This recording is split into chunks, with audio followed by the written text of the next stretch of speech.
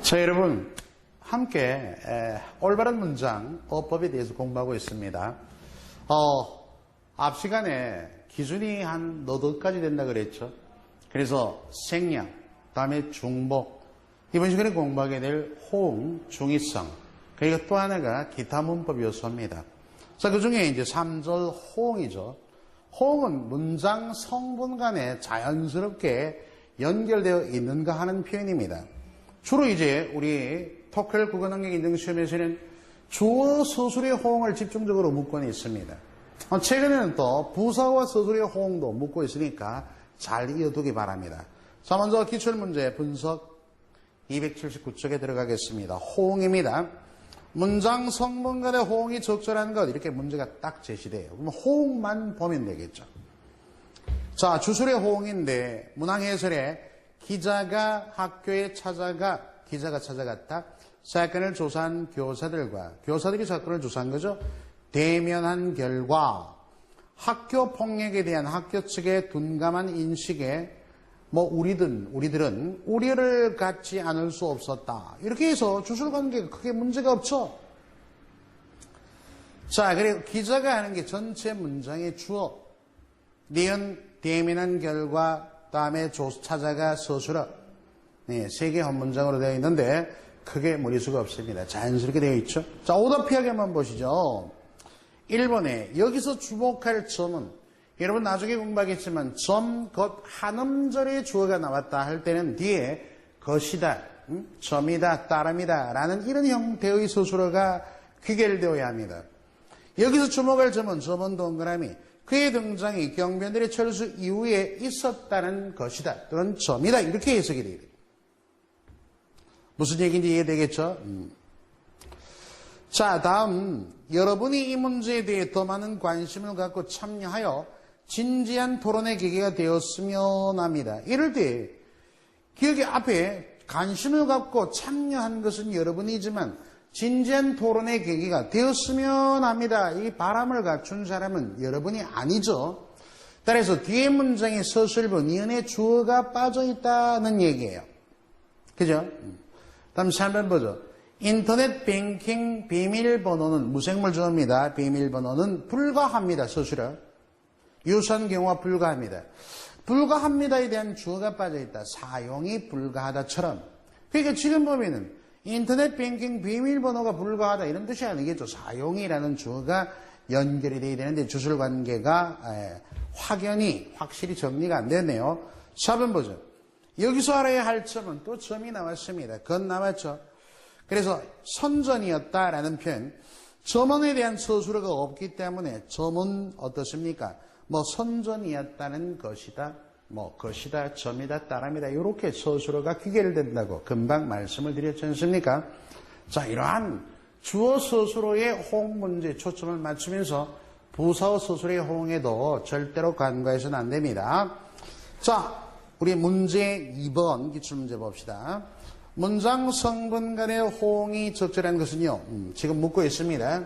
그렇다면 어법 호응해서 문항 해설에 여성들의 장점은 동그라미 가부장적 역사 속에서 하찮은 것으로 여겨져 왔다. 주어가 무생물 장점이죠. 관념적일 경우, 그죠? 장점, 관념어입니다. 서술어가 피동형으로 나타낼 때가 많다. 여기 어지다라는 준말로 어지다 피동이 적절하게 되어 있습니다. 이때는 여다에서 기가 피동접사가 아닙니다. 여기 어지다를 피동의 남용이나 중복된 표현으로 보면 안 되죠. 올바릅니다. 또 오답 피하기 갑니다. 1번. 사람의 역량에는, 자, 여기 조사가 잘못 쓰였어요.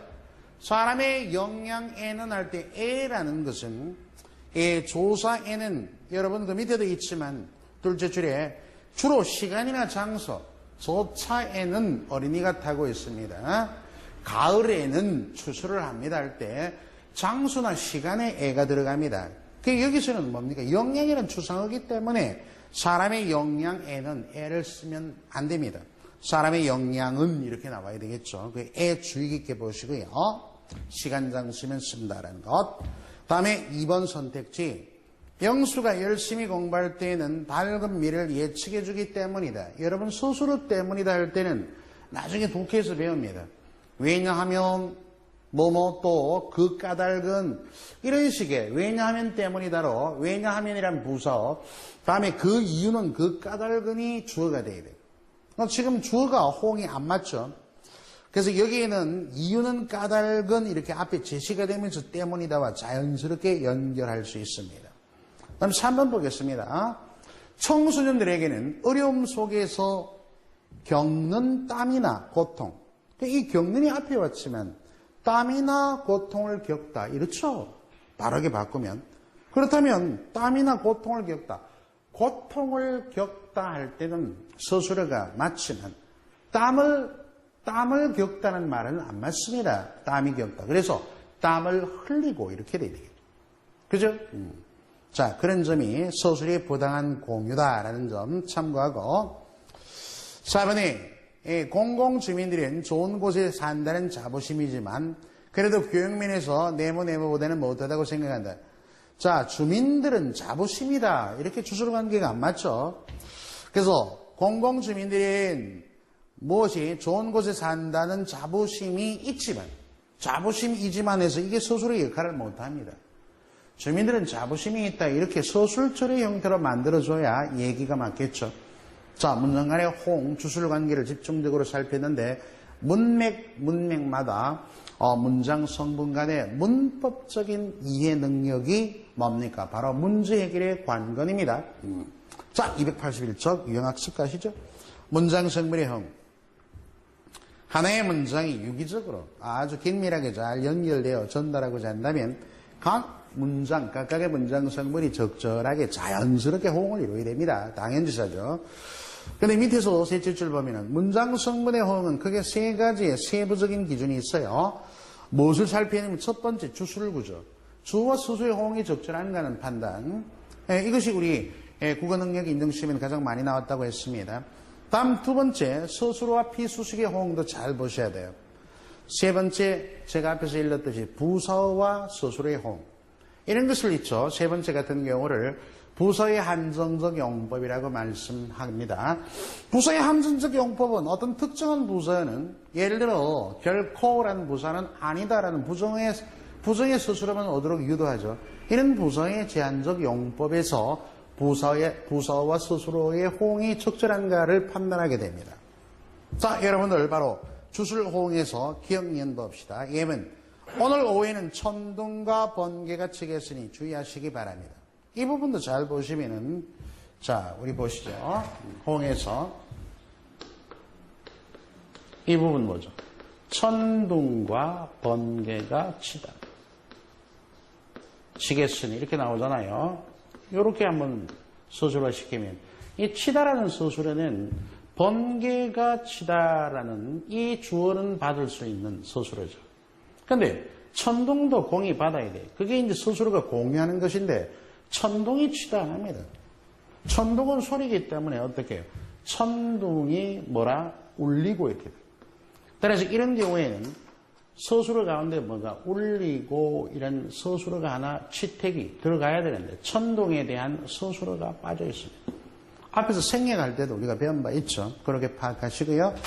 니은의 중요한 것은 그래서 좀 전에도 말씀드렸지만 뭐뭐 것 주어 또는 뭐뭐 점 주어 이렇게 한음절의 주어일 때는 뒤에 서술어가 것입니다 또는 점입니다 따름입니다 이런 식으로의 서술 구조가 주술관계 호응에 적절하다는 얘기예요. 그죠? 그래서 것은 것입니다. 중복되다 싶으면 것은 점입니다. 이렇게 약간의 치환해서 중복도 피하는 것도 좋습니다. 자, 이렇게 서술어가 귀결된다는 것 앞에서 기출문제도 보았고 지금도 설명이 되어져 있죠. 그러므로 중요한 것은 문명이 이기는 인간을 위해 사용되어야 한다는 점입니다. 이렇게 귀결해 두면 아주 좋습니다. 자, 2번 그 외 기타 성분 간의 호응 바로 지문 갑니다. 기억 그녀는 시간이 나면 산책이나 책을 읽는다. 똑같은 구조죠, 이것도. 자, 그래서 보면은 산책이나 와과이나 이런 식의 그죠? 여기서는 와과 또는 이나 이럴 때 산책이나 책을 이 총칭해서 뭐라? 스스로의 부당한 공유 이렇습니다. 이 스스로가 부당하게 지금 문장으로는 두 개의 문장 성분의 스스로로 해당이 돼야 하는데 그렇지 못하는 얘기예요. 책을 읽는다의 스스로는 합당하지만 산책은 읽는다는 것은 부당해요. 이 스스로 하나로 두 개의 문장 성분을 받을 수 없습니다. 이런 것을 스스로의 부당한 공유. 그럼 어떻게 되는데? 산책을, 여기 목적어니까 문장 성분이 산책을 뭐 하거나 이렇게 하다라는 서술을 하나 만들어 줘야겠죠. 산책을 하거나 책을 읽는다 이런 식으로 서술 하나가 필요합니다. 자, 니은에 질 수 없이 보이는 섬들이 나름으로. 네 번째, 뭐뭐 섬들이. 우리 요즘에 보면은 이 나름, 그래서 바로 서두에 나름 괜찮은 얘기야, 나름 잘했어 이런 식으로 독립적으로 많이 쓰는데 그것은 어법에 온당하지 않습니다. 왜냐하면 나름은요, 여러분들 알아둘 게 이전 명사입니다. 그죠? 나름은 이전 명사이기 때문에 자립성이 뚜렷하지 못해요. 완벽하지 못하기 때문에 앞에, 그죠? 이를 받쳐주는 뭐예요? 관형사가 나와야 됩니다. 또는 관형사 상당형이 나와야 돼요. 그래야만이 이 이전 명사가 여기 관형사 상당형에 기대면서 자립적으로 쓰일 수 있어요. 그래서 뭐 섬들이 여기 들어갈 게 뭐예요? 그 이런 식으로 그 나름으로 이렇게 요건 지시 관형사죠. 이런 식으로 관형사 상당형이 오고 또는 관형사의 활용형이 오고 나서 이전 명사가 들어가야 적절합니다. 그건 알아두시기 바랍니다. 그러니까 여러분 니은에 명사와 지시대 명사의 호응 이런 식으로 얘기되어 있죠. 나라면 이전 명사로 명사나 관형사의 의미가 쓰인 말 뒤에 와야 한다는 것 꼭 알아두기 바랍니다. 섬들이 해서 이건 뭐 조사죠. 조사 뒤에 올 수는 없다. 다음 세 번째, 수식어나 비수식어의 호응 보죠. 1번 수식어와 비수식어의 위치. 1번에 보면 세옷 할 때 세, 풀어나는 할 때 풀은, 영희가 가져온, 다음에 청소년 국가에 할 때는 모두 관형어나 관형어 상당형입니다. 이런 관형사나 관형어 상당형은 대다수가 뭘 체언을 수식하게 되어 있다를 연결하는 것이고, 그 다음 두 번째 글상자 보면은 이 꽃은 매우 아름답다, 매우 아이들이 놀이터에서 논다, 놀이터에서 흰눈이 서벅서벅 내린다, 서벅서벅 같은 것은 주로 스스로 계통을 수식하니까 부사어다. 따라서 여러분 수식하는 말은, 꾸미는 말은 관형어 또는 관형어 상당형, 또 부사어 상당형이 뭐다? 관형어는 전적으로, 다음에 부사어는 스스로 계열로 꾸민다 하는 것을 보여주고 있는 겁니다. 자, 이번에 수식어가 거듭 이어지는 경우가 있어요. 잘 보시죠. 기억에 나는 훔볼트의 동그라미. 자, 지금부터 언어는부터 읽어봅니다. 언어는 유한한 수단을 많이 부르시는 것이라는 까지. 나는 언어 간에 공감하게 됐는데 이렇게 지금 관형화 구성이라 그래요. 관형어나 관형어 상당형이 두세 개 이상 중복됐을 때 간단히 얘기할게요. 그 부분은 잘 보면은요.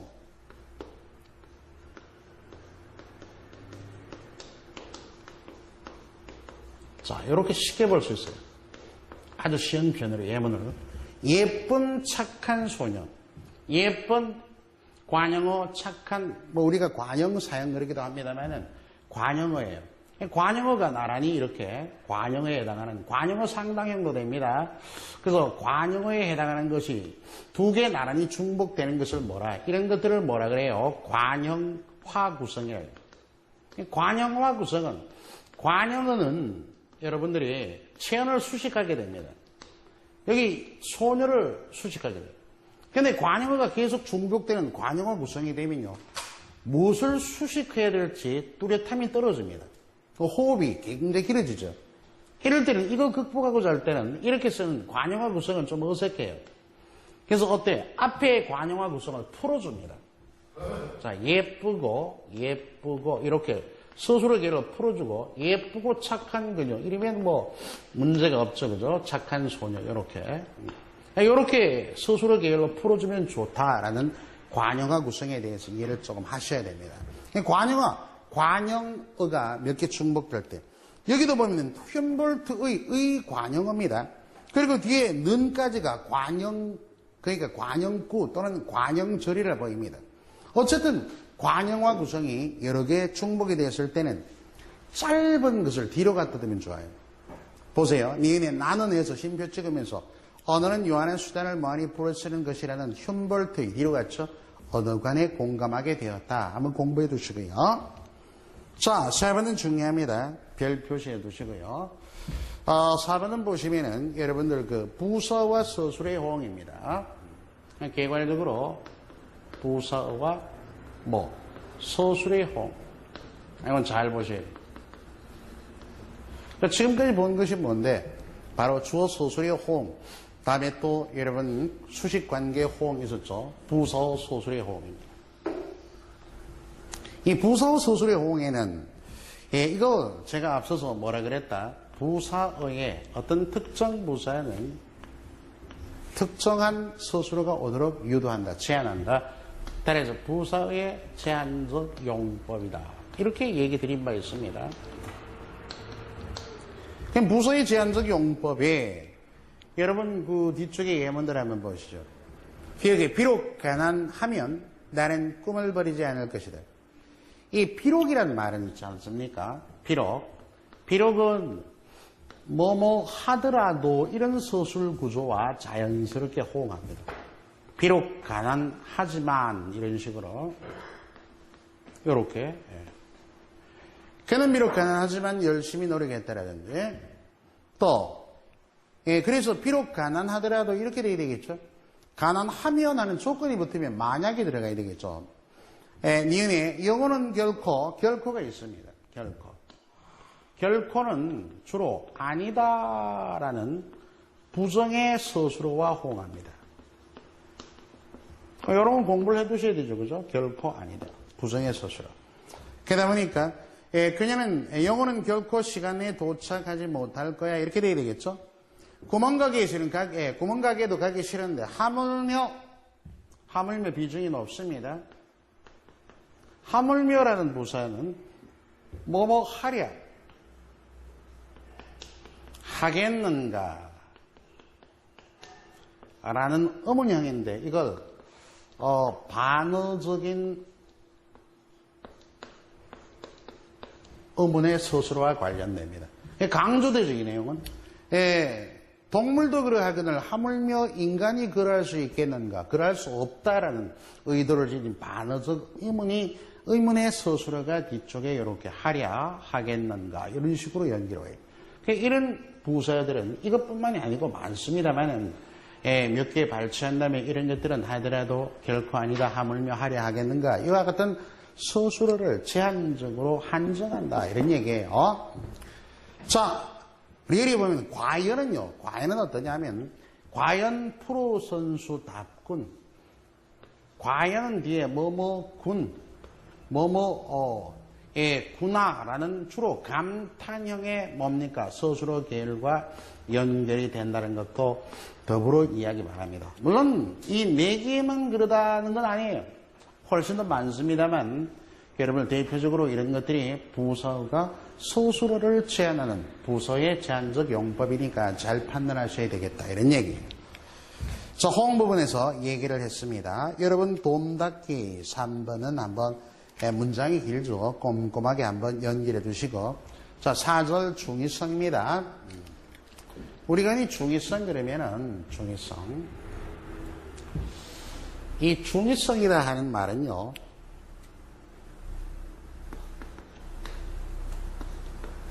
중의적이다, 중의문이다 할 때 중의적이다. 단어나 문장이 두 개의 의미 이상으로 해석할 수 있을 경우를 중의성이 있다 이렇게 판별합니다.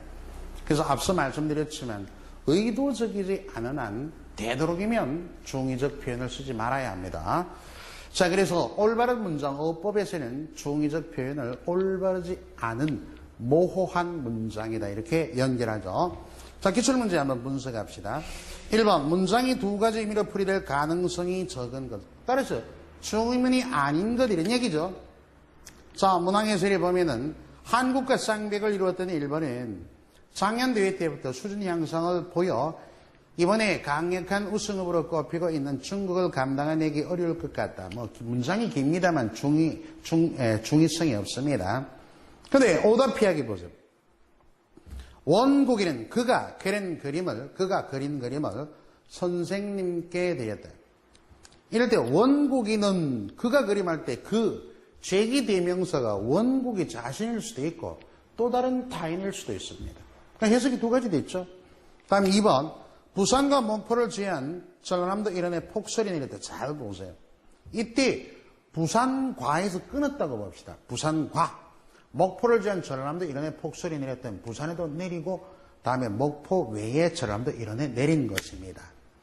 그런데 부산과 목포를 한목에 묶었다면 부산과 목포를 제한 전라남도 일원 이름에는 부산에도 내리지 않았고 목포를 제외한 전라남도 일원에 그렇게 연결이 닿죠. 자, 해석할 때 부산에 눈이 오지 않았다는 뜻이다. 되겠습니까?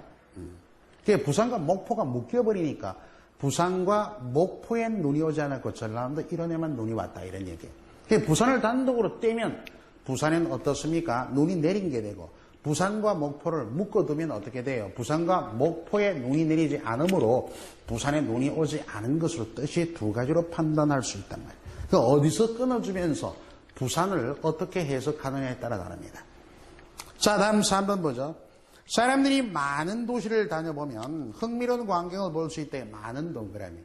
이런 것은 구조적 중의성이라고 하는데요. 즉 문장 성분이 어디에 귀속되는가에 따라 다릅니다.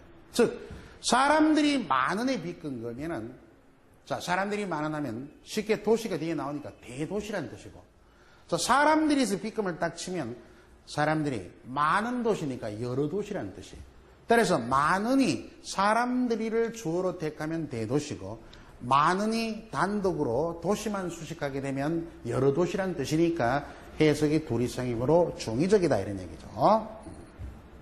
여러분들 2번 문제도 한번 중의적 해석이 되어 있는 것 판단이니까 한번 꼼꼼하게 풀어두시기 바랍니다. 자, 286쪽 유형학습에 전하겠습니다.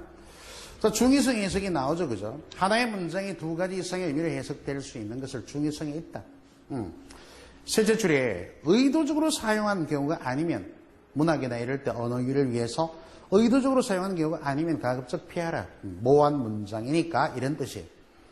자, 이번에 문법에서 말하는 중의적 표현은 어휘적 중의성.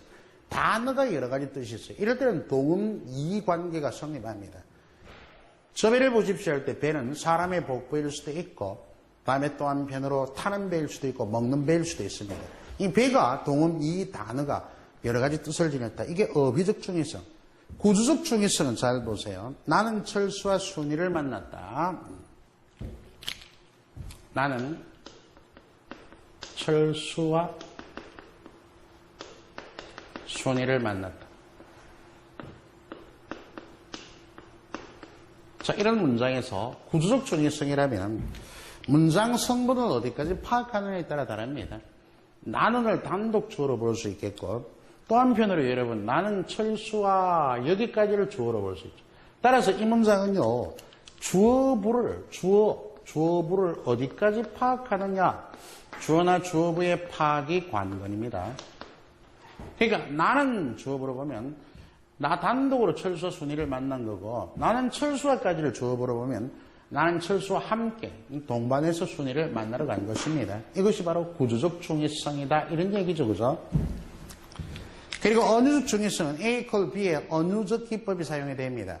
김 선생은 호랑이다면 혼문장이지만 김 선생은 호랑이다. 바로 성격이 호랑이처럼 무섭다. 또 김 선생은 호랑이 역할을 맡았다. 뭐 연극 따위에서 또는 김 선생은 호랑이 띠다. 뭐 우리 띠 얘기 있죠. 뭐 이렇게 여러 가지 해석이 됩니다. 또 기타 중의성 볼까요? 1번 수식관계에서 기억에 빨간 옷을 입은 은지의 동생. 자, 볼까요? 빨간 옷을 입은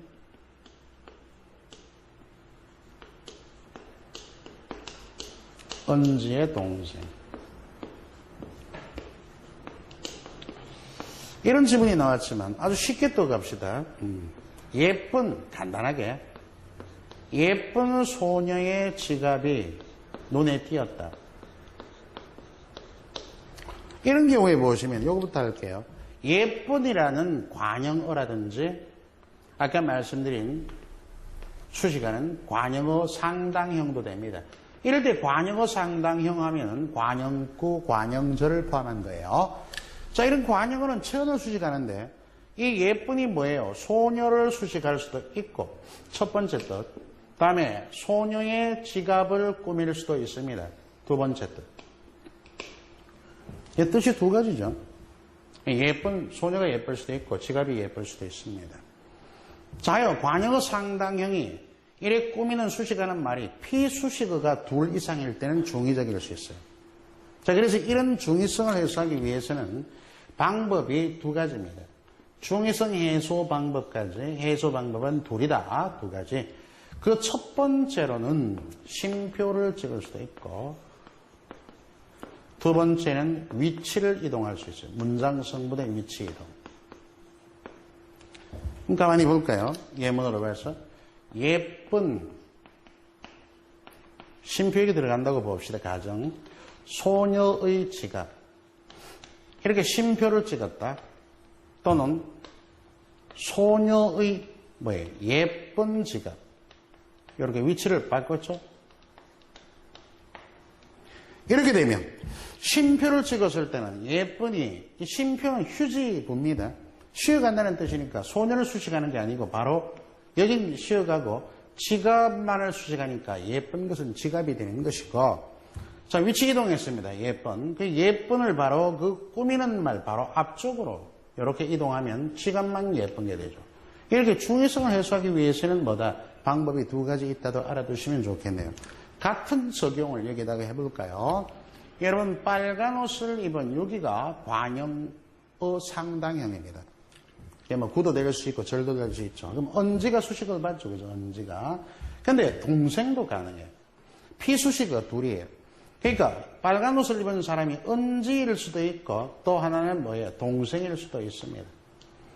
같은 방법 적용하면 빨간 옷을 입은 쉼표 언제 동생 하면은 빨간 옷을 입은 사람은 언제 동생입니다. 그죠? 그리고 언지의 빨간 옷을 입은 동생 하면 빨간 옷을 입은 사람은 언제 동생이 되죠. 자, 그렇게 연결해두면 큰 무리수가 없을 듯 싶습니다. 또 보세요. 얘네 나도 모르게 하는 부사절입니다. 부사절은 자리 이동이 자연스러워요. 그러면서 어떻습니까?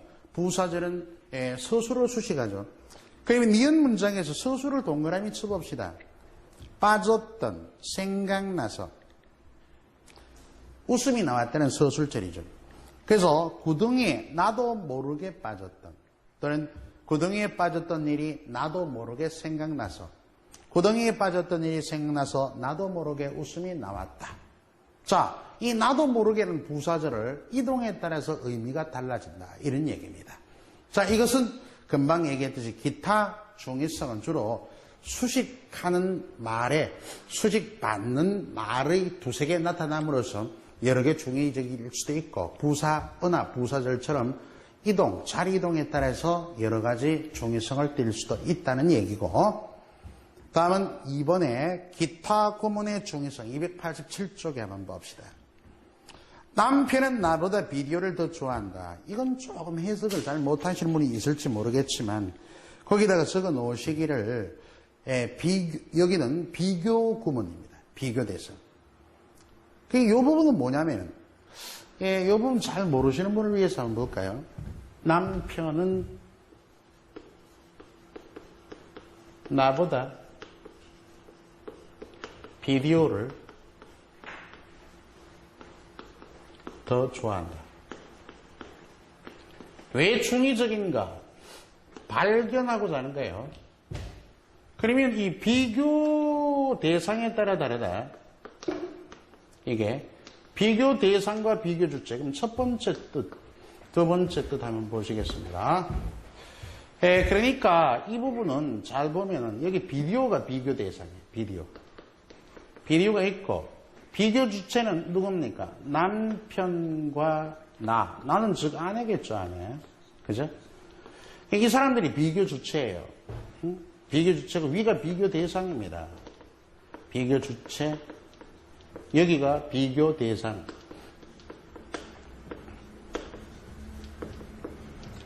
그렇다면은 비디오를 놓고 남편이 비디오를 좋아하는 정도가 내가 비디오를 좋아하는 정도보다 더 강하다, 이런 뜻 하나. 연결이 닿습니까? 다음 두 번째는 비교되지 말아야 하지만 비디오와 비교 대상이 비디오와 나, 아내예요, 아내. 그죠? 그리고 비교 주체는 누구다? 남편 하나다, 남편. 그러니까 이 남편이 비디오와 비교 대상인 나를 놓고 나를 좋아하는 것보다 비디오를 좋아하는 것이 더 크다, 이런 뜻입니다. 그러니까 이런 것을 비교 대상에 따른 무엇이다? 중의성, 이렇게 얘기합니다. 그러니까 이런 부분도 여러분 자주 나오는 문제 중에 하나이니까 꼼꼼하게 잘 해석을 해야 돼요. 자, 이는 아까 보았는데 어머니께서 사과와 귤 2개를 주셨다. 이럴 때는 사과 앤드 귤 하면은 사과 하나, 귤 하나, 합이 2입니다. 그런데 사과 2개, 귤 2개일 수도 있죠. 이런 것은 접속 부사의 해석을 단어 접속으로 보느냐, 문장 접속으로 보느냐에 따라 2가지 이상이죠. 또 이것이 그가 걸음을 걷는 것이 이상하다 할 때 걷, 이전 명사가 지닌 중의성입니다. 말하자면 그가 걸음을 걸을 수 없는데 걷는다는 자체가 이상하다, 이런 뜻도 되고, 또 한 가지는 걸음걸이라는 뜻도 돼요. 옥동자처럼 팔자걸음으로 걷는다든지, 그죠? 뭐 이런 2가지에서. 자, 마지막에 미음, 출판 기념회에 초대한 손님이 다 오지 않았다. 흔히 우리 부정문에서 보면은 다는 부정의 범위에 따라 모두 아니 왔다, 전체 부정. 일부 안 왔다, 부분 부정에서 전체, 부분의 부정의 범위에 따라서 중의성이 나타납니다. 이런 문장들도 꼼꼼하게 잘 이어두셔야 됩니다. 리을분에 빠졌습니까? 시간이 20분뿐이 안 남았다. 이러면 뿐이라는 조세가 쓰여 남은 시간이 정확하게 20분인지 불투명하다죠. 이때 뿐은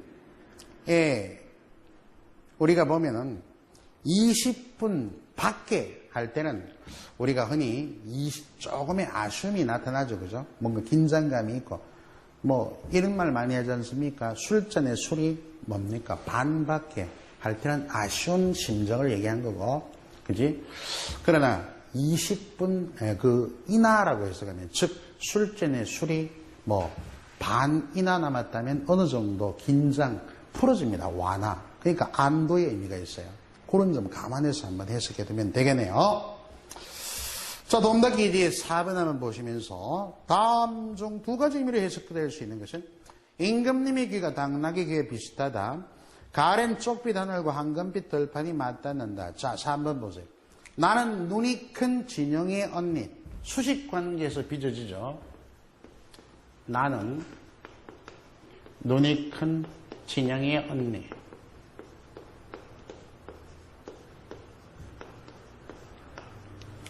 자, 여러분들 보시면 여기 눈이 크니 무슨 절? 관형절이라고 해요. 이 관형절도 관형어 상당형입니다. 관형절, 관형구, 관형어, 관형사는 문법적 범주의 차이만 있지 문법적 기능은 동일합니다. 어떻게 해요? 체언을 수식하게 되어 있습니다. 근데 이게 수식하는 말인데 진영이 언니니까 수식받는 말이 2개란 말이에요. 이렇게 하나, 2개. 그래서 중의적이다. 즉 눈이 큰 사람이 진영이일 수도 있고 아니 진영이 언니일 수도 있어요. 자, 우리 배웠듯이 이럴 경우에 중의성을 해소하려 할 때는 쉼표를 찍는다. 여기 쉼표 찍으면은 눈이 큰 사람은 진영의 언니가 됩니다. 다음에 나는 진영이의 눈이 큰 언니 하면은 위치 이동해서 중의성을 해소한 결과를 만들었습니다. 이렇게도 연습해 두시고 하여 3번이 답입니다. 자, 유형학습 도움닫기 예제 가고 있죠. 자, 5번 한번 봅니다. 다음 2가지 이상의 의미로 해석이 가능한 문장. 1번, 시간이 20분 밖에. 조금 전에 한번 얘기를 조금 덜 한 구석이 있는데,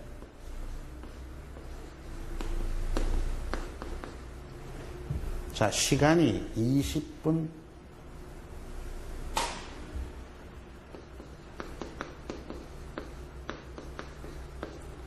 조금 전에 이런 문장이 나오죠. 20분 뿐이 남지 않았다. 이럴 때는 이 뿐이 지닌 의미가 조금 전에 긴장감을 더하기도 하고, 그 다음에 안도를 의미하는 이런 해석이 돼요. 뜻이 두 가지죠. 시간이 20분 뿐이 남지 않았다 하면은 긴장감은 20분 밖에 이런 뜻이고, 시간이 20분이나 남았다 이렇게도 해석이 돼요. 그래서 제가 술잔을 얘기했지 않습니까? 술이 반잔뿐 남지 않았다 할 때 뿐은 이런 의미가 두 가지를 지니고 있습니다. 그러니까 중의적이죠. 술이 반잔뿐이 남았다 이러면은 반잔이나 남았다, 반잔밖에 남지 않았다 해석이 가능합니다. 그렇게 해석해 두시면 돼요. 자, 1번은 그러니까 두 가지 의미로 해석이 가능한 문장 해서 1번은 시간이 20분 밖에 남지 않았다로 긴장에만 해석이 되므로 중의성은 없습니다. 재촉 긴장의 의미니까. 이번에 어머니께서 사과와 귤 2개를 주셨다. 어머니께서 사과와 귤 2개를 한번 보실까요? 이게 답인데요. 사과와 귤 2개를 주셨다.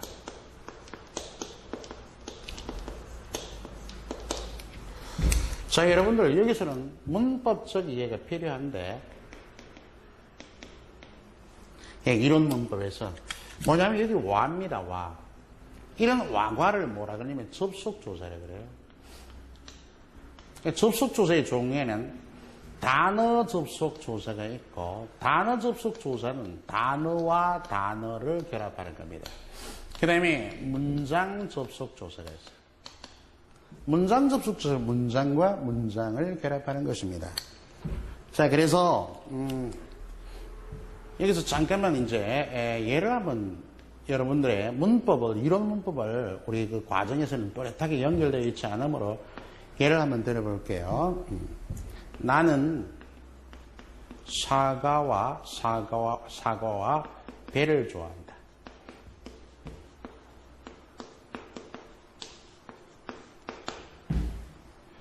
다음에 철수와 영희는 무척 닮았다. 자, 이렇게 봤을 때 여기 와를 한번 생각해 봅시다. 와. 이렇게 사과 그리고 배 사이에 와가 들어있어요. 철수, 영희 사이에 와가 들어있죠. 자, 어쨌든 지금의 단어 형태적으로 보면 단어 사이에 와가 들어있어요. 근데 머릿속에서 와과를 중심으로 머릿속에서 두 문장으로 나눌 수 있습니까를 판단해 보세요. 이 문장은요, 나는 사과를 좋아한다. 자, 문장 하나 성립됩니다. 그죠? 또 나는 뭐죠? 머릿속에 나눈 문장이 배를 좋아한다. 자, 이 문장은 우리가 보통 촘스키 많이 운운하는데, 이 문장은 원래 심층 구조, 원래 구조에는 주어, 목적어, 서술어, 주어, 목적어, 서술어 이렇게 나타나 있는 견문장입니다. 해석상 머릿속에 해석할 때 두 문장으로 나누어 성립하면 견문장이에요. 그럼 이럴 때 여기 와는 뭐다? 문장 접속 조사예요. 문장은 문장을 연결합니다. 그런데 이 밑에 문장을 보시면 철수와 영희는 무척 닮았다 돼 있죠. 닮았다라는 것은 대칭 동사라 그럽니다. 어쨌든 철수는 닮았다. 자, 입비로 나누어서 말은 쓸 수 있겠지만 성립은 안 됩니다. 그죠? 그러니까 철수는 닮았다. 여러분, 닮았다라는 것은 대상이 둘 이상 요구되는 그와 같은 서술어 대칭 용언입니다. 그리고 영희는 닮았다. 이렇게 단독의 문장이 원래 심층구조, 원래 구조에서 결합했다고 볼 수 없습니다. 그게 나누어진 문장이 성립 안 하면 이것은 철수 앤드 영희 이런 거예요. 철수 앤드 영희. 그래서 이것은 뭐다? 단어 접속 조사가 되겠다. 주로 와과 이런 게 많은데요. 이런 단어 접속 조사와 문장 접속 조사, 뭐 이제 이해가 되죠. 그러면 지금 문제에서 어머니께서 사과와 귤 2개를 주셨다면 여기서 이 와를 어떻게 해요? 첫 번째 단어 접속으로 해석할 수도 있고 해석상 2가지 단어 접속 조사로 해석이 되기도 하고 문장 접속 조사로 해석이 되기도 합니다. 그 뜻이 하나, 2가지인 거예요. 단어 접속 조사로 해석하면 사과 앤드 뭡니까? 바로 귤이잖아요. 귤이기 때문에 사과 하나, 귤 하나 해서 합이 2개예요. 의미가 나눌 수 없으니까. 그러나 문장 접속 조사를 해석했을 때는 이게 해석이 2가지 돼야 되겠죠? 여러분 생각해 보세요. 해석이. 어머니께서 사과 2개를 주셨다. 어머니께서 귤을 2개를 주셨다. 이렇게 해석도 됩니다. 그래서 그래 되면 도합 개수는 4개가 되는 겁니다. 자, 이런 부분 잘 아셔야 돼요. 이런 것을 바로 접속 조사의 중요성 그렇게 얘기합니다. 그래서 여러분들 문법을 잘 모르시니까 제가 여기 접속 조사와 관련된 어떤 단어 접속인가, 어떤 게 문장 접속인가 예를 한번 들어서 설명을 드렸고, 이런 문장 같은 경우에는 단어 접속도 가능하고 해석이, 다음에 문장 접속 조사의 해석도 가능하다. 단어 접속 조사를 해석하면 사과 앤드 귤, 사과 하나, 귤 하나, 합이 2개. 자, 이렇게 되면 사과 2개, 그죠? 사과 2개. 그잖아요.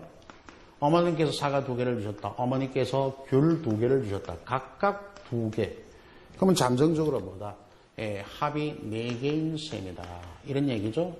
이렇게 해석 하나, 해석 둘 달라지니까 중의적이다. 이런 판단을 문법적인 이해에서 명확하게 내릴 수 있어야 됩니다. 자, 여기까지가 보통 얘기하는 4가지 기준에 따르는 생략, 그죠? 생략, 중복, 다음에 여러분 좀 전에 호응, 중의성 4개의 기준에 대해서 세밀하게 공부한 내용입니다.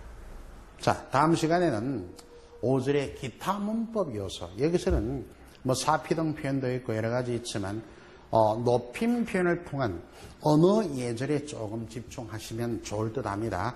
잠깐 여유 뒀다가 이어가죠. 예.